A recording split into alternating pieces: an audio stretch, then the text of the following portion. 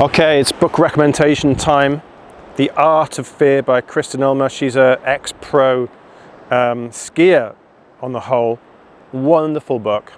Really enjoyed it. I liked the way that it was a read, certainly. I was wondering, like many things, could it be packed into a one-pager? No, it just had to be this idea of fear, just had to be chipping away against our preconceptions of fear. So I think it works really well as a book. I've learned a lot recently to think about audiobooks versus, again, not even ebooks, hardbacks or paperbacks, because I needed to read this and be tactile and really process fear and what it meant to me. A couple of things I really liked, and then I'm going to do a few more posts to be a bit more kind of specific. She talked about overcome the situation, not fear. I really liked that. And it's not about fear itself and overcoming fear, it's overcoming the situation. Fear is part of that.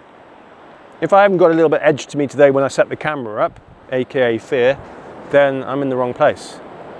And I'm not going to overcome that. I want to embrace that and be part of that, overcome the situation. Beautiful situation that is mine. So now here's a way I looked at it. This is something that came partly from her work, and she talked, well, I kind of came up with the idea of fear versus resistance. The big part of her is to take out that resistance, not the fear. Again, quite counterintuitive. And what I was wondering is the idea of flow. Talk about fight and flight and freeze.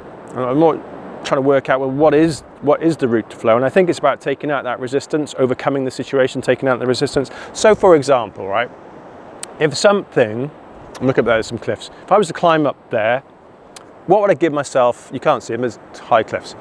What would I give myself out of 10 in terms of fear?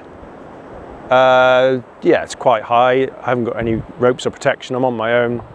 6 or 7 out of 10, maybe more. Okay, let's give it a 10 out of 10. Makes the math easier.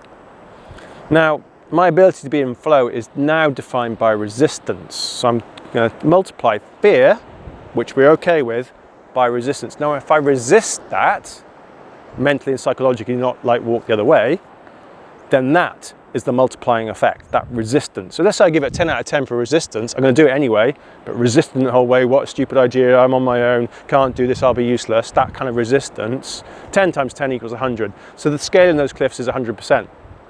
If I can work with my resistance, and, I'm not even sure what the right words are, but overcome or accept the fear, or just the fear's there. I don't think it's even got language to it. I think it's just there. You've got to work with that resistance. And that's where flow comes in. Fear, great, you need some fear, obviously. And it's just about working about that resistance and getting that your resistance levels down from that. I'll do some more kind of posts on this a bit later on. She also talks about things like, I like almost like the idea of this kind of sweet spot, which is a bit like the challenge and skills ratio. So again, how challenging is that for me? How much skill do I have can play a part as well.